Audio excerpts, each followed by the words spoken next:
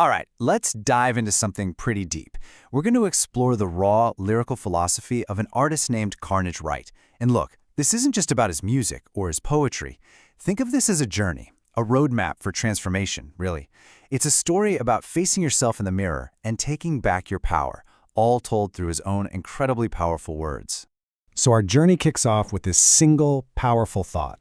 It kind of hits you, right? It suggests that there's a fundamental truth about you that exists before anyone else tries to write your story. An original text written in the sky. The whole idea is that your true essence, who you really are, was there long before any judgment. And that's the core idea we're going to unpack together.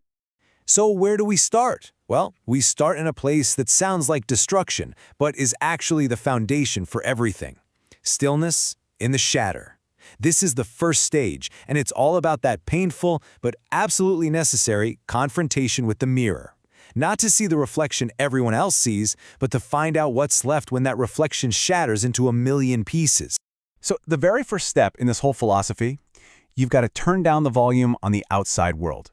Seriously, stop chasing the likes, stop performing for an audience, because it's in that quiet, in that stillness, when you're no longer trying so hard to be seen, that you can finally, truly see yourself. Okay, so what is it that you find in that quiet?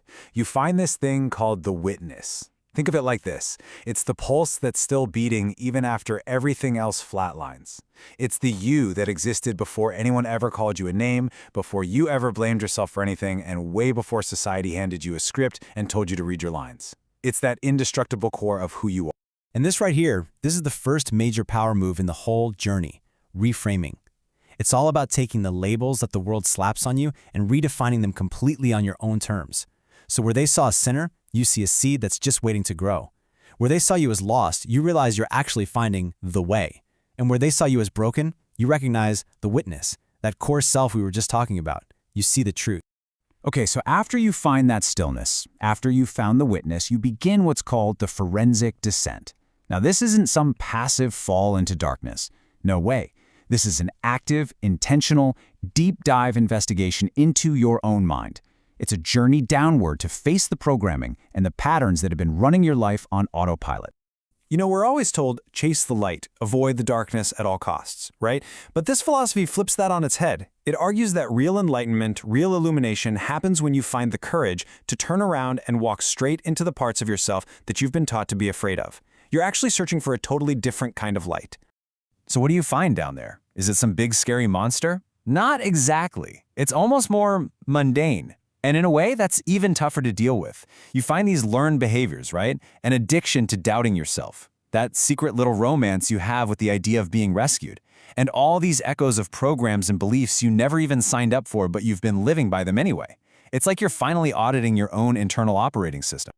And here is the big twist. This is the big reveal. After all that fear, all that building it up in your head about confronting your inner demons, you finally get to the bottom of the labyrinth and you realize the huge beast you were expecting to fight, well, it's just not there. There's no monster to slay. There's no wise old guru who's going to give you all the answers. There's just paperwork. And that's the profound realization. These deep-seated fears, these demons, they're nothing more than outdated codes in some administrative temple in your mind. They're old contracts you can just decide to void. Old policies you can rewrite. You don't have to fight them, you just have to revoke their jurisdiction.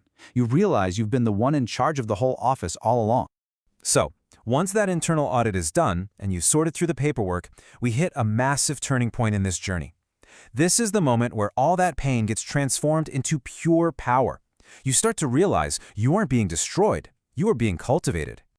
This line is the absolute heart of this whole thing. It is the ultimate act of reframing.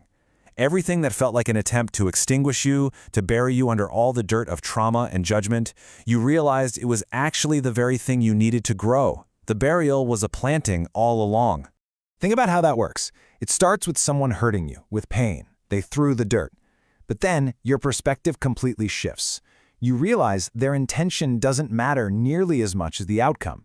That dirt becomes soil. That pressure becomes the very thing that forces you to grow. And pretty soon, you're not just growing, you're doing the impossible. You're blooming through solid concrete. And you know, this kind of growth isn't just some private little victory. It becomes a revolutionary act. We live in a world that often profits from our pain, or at the very least expects us to stay broken. So, simply choosing to heal, to bloom, and to do it out in the open for everyone to see, that's an act of defiance. It challenges the entire system that threw the dirt on you in the first place. So, you've faced the shatter. You've descended into your own patterns. You've bloomed from the dirt. What could possibly be next? Well, this is the culmination of it all. It's a radical shift in how you see yourself and your place in the universe. This is the ocean in a drop. This is such a beautiful and critical distinction. I mean, think about it. Being a drop in the ocean makes you feel small, insignificant, kind of lost in this massive thing. But being the memory of the ocean in a drop, that means you contain the entire ocean within you. You're not separate from it at all. You're a perfect, complete microcosm of the whole thing. And this leads to a concept called sovereignty in union. It basically solves that age-old conflict between being an individual and being part of a collective. True self-realization, your own personal power, your sovereignty, it doesn't isolate you. Just the opposite. It actually lets you connect with the whole, the union, in a much deeper, more powerful way, precisely because you finally recognize that the whole exists inside of you. So after this whole journey inward, you don't find some external savior or some guru waiting for you at the end. The journey leads you right back to yourself. You are the source. You are the message. You are the vessel that carries it all. There's absolutely nothing and no one to wait for. You're it. And that brings us to the final and most empowering conclusion. This whole thing isn't just a cool philosophy to think about, it's a mission to live out. All these insights, they all build up to this one final call to action.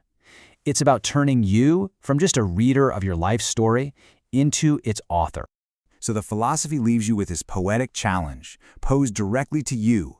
Once you have reclaimed your story, once your very being becomes the ink that writes your reality, what external force, what court, what judgment, what opinion could possibly stand against that?